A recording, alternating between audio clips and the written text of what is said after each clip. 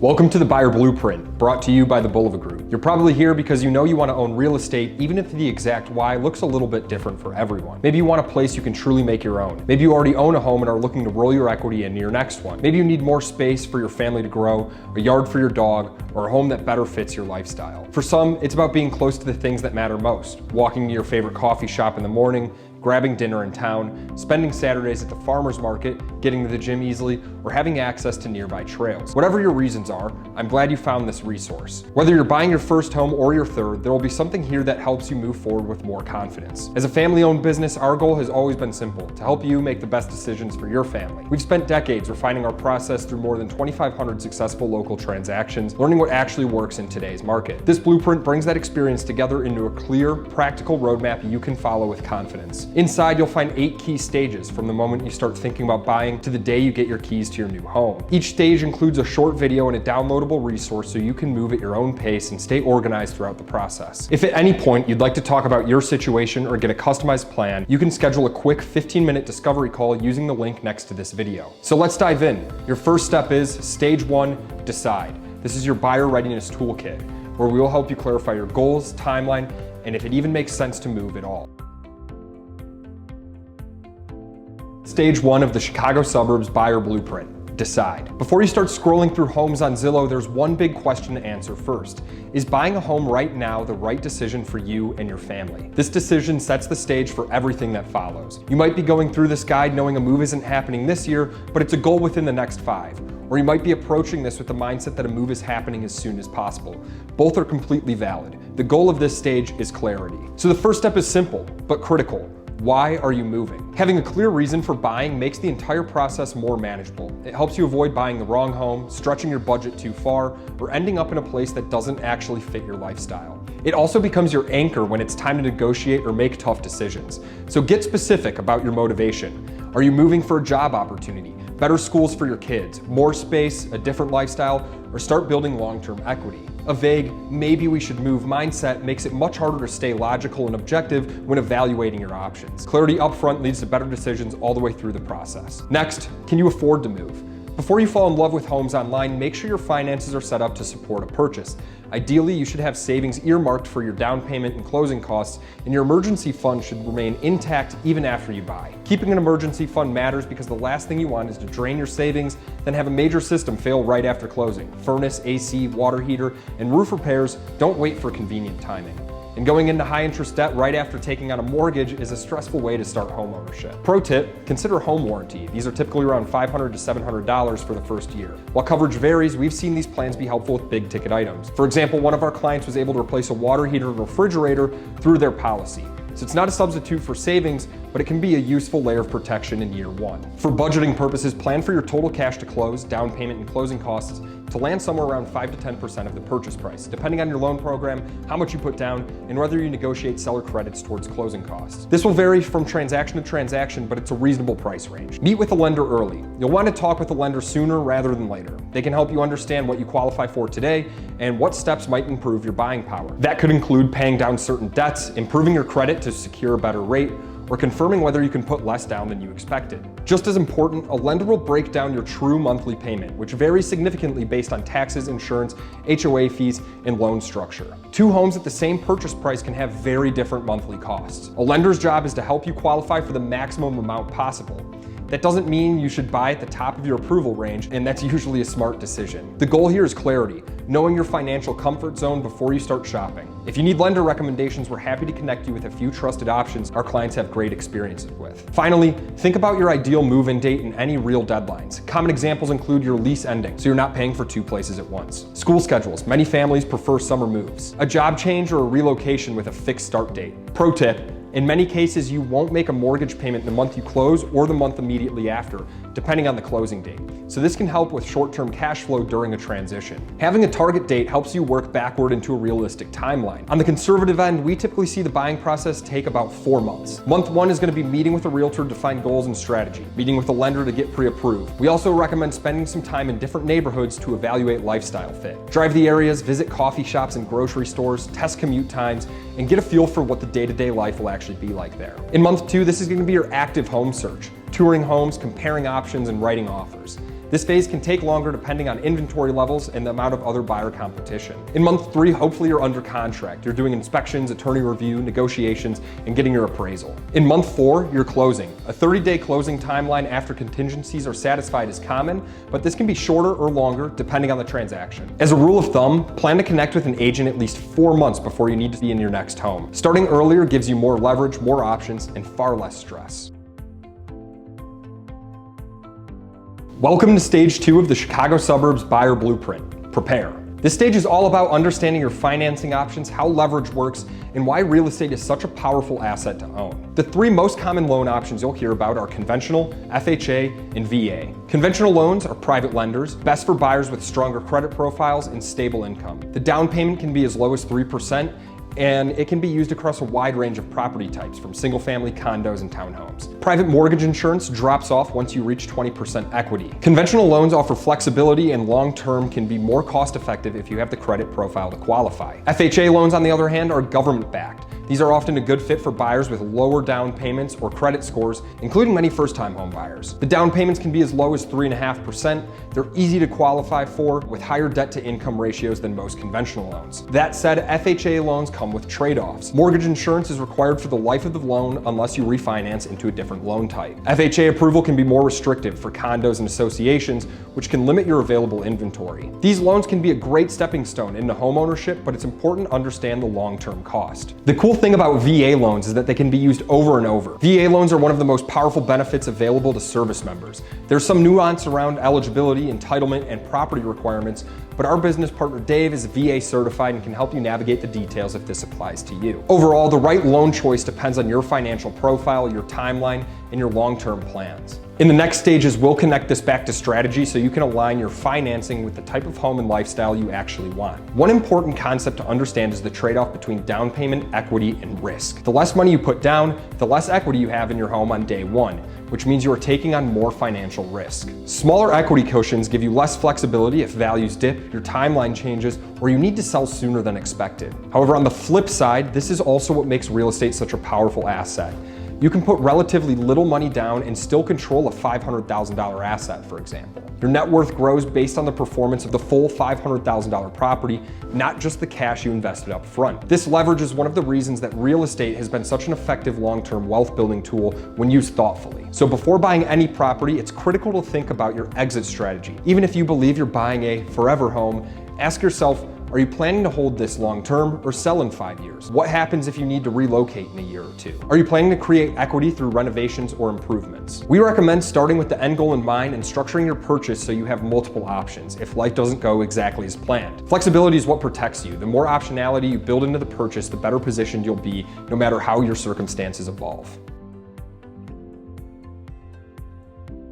Welcome to stage 3 of the Chicago Suburbs Buyer Blueprint. Plan. Now, this is a shorter section, but arguably one of the most important. Before you start touring homes, it's critical to get clear on what actually matters to you. The best way to do this is to separate your criteria into 3 buckets: must-haves, nice-to-haves, and lifestyle factors. Must-haves are your non-negotiables. These are things that determine whether a home is even an option for you, such as your comfort zone on monthly payment, location and target communities, minimum number of bedrooms and bathrooms. Nice-to-haves are features that would make a home feel closer to perfect, but aren't complete deal breakers. These are often things you can update over time and live without initially, such as updated kitchens and bathrooms, age and condition of major systems or the roof, or cosmetic details like paint colors, trim, fixtures, and finishes. Finally, lifestyle factors are about how the home and neighborhood fit into your day-to-day life. This is going to be things like walkability, the neighborhood feel and sense of community, outdoor space, and how you'll actually use it. What we found over time is that buyers often compromise on price, term, size, and even the style of home, but they almost never compromise on location, proximity to family, or school districts. You can change almost everything about a home, the landscaping, paint, cabinetry, and finishes, but what you can't change is what your daily life looks like once you move in. That's why we recommend spending time in the neighborhoods themselves before diving deep into showings. Drive the areas, walk the blocks, visit coffee shops and grocery stores, check commute times, and get a feel for what living there would actually be like. The right home is important, but the right location is what makes the home work long-term. Welcome to stage 4 of the Chicago Suburbs Buyer Blueprint. Showings. This is the fun part, actually getting out and envisioning what your next chapter could look like. Think of this stage as a quick reference for what to look for and what questions to ask. And a quick reminder, don't rule out a great home because of cosmetic choices. Paint colors, outdated finishes, and minor cosmetic details are easy to change. Start your screening online.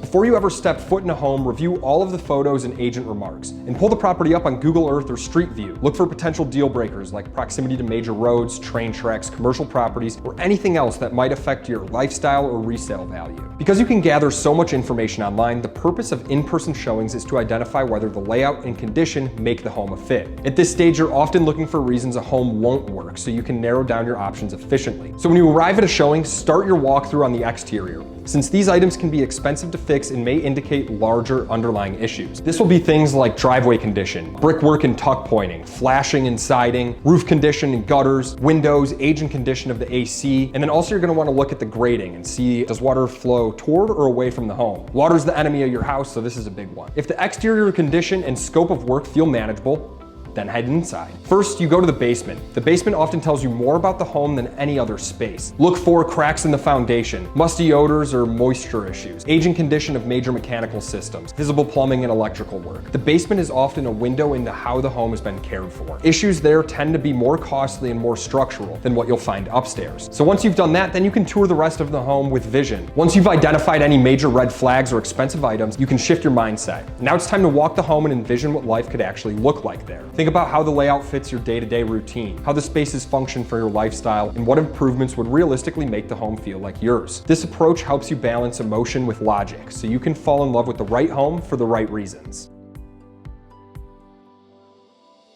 Welcome to Stage 5 of the Chicago Suburbs Buyer Blueprint. Offers. Now that you've found the right home, the goal is to submit an offer that actually gives you a chance at winning the property. We'll cover the key components of an offer and how to think about what matters most to the seller, but before that, it's important to address the biggest mistake that we see buyers make at this stage. After being logical and analytical throughout the entire process, many buyers finally find the one and lose the deal because of emotion disguised as logic. It's natural to want to feel like you won the negotiation or got a great deal. The problem is that in competitive markets, you usually can't have everything. So there are two primary levers in any offer. There's going to be your price and your terms. Deals are most often lost because buyers try to maximize both. If price is the seller's top priority, you'll often need to be more flexible on the terms. If terms are most important to the seller, you may need to stretch on price within reason. Losing the right home over a relatively small price difference can be costly in the long run. For context, an additional $10,000 on a mortgage spread out over 30 years is roughly $60 per month at a 6% interest rate. So before you go into any negotiation, get clear on these three things.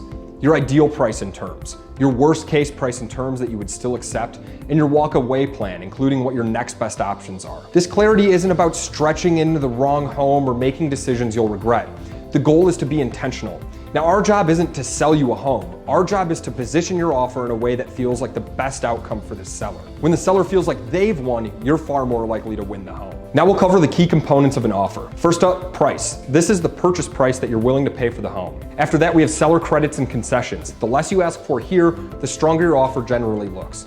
That said, credits can help offset closing costs or account for known maintenance items. Instead of asking a seller to complete repairs, it's often cleaner to request a credit so you can choose your own contractors and control the quality of the work. Next up is going to be down payment. A larger down payment signals financial strength and lowers the perceived risk for the seller. Sellers want confidence that the deal will close. After that is earnest money. This is your good faith deposit and is applied towards your down payment at closing. In Illinois, earnest money is commonly around 1% of the purchase price, but in competitive situations, increasing this amount can strengthen your offer. In some cases, buyers will put down significantly more to stand out. While that is situational, earnest money is a meaningful signal of commitment. It is also worth noting that in Illinois, it is generally difficult to lose earnest money if you exit within the terms of your contract and your agent, attorney, and lender are doing their jobs. Contingencies. Common contingencies include inspection, appraisal, financing, and a home sale or home close. Every transaction has contingencies, but fewer and cleaner contingencies typically result in a stronger offer. Next up, we have closing date. Your target closing date should align with your needs and ideally the seller's timeline. Flexibility here can be a big, meaningful advantage. Other terms and inclusions, these can include things like as-is condition,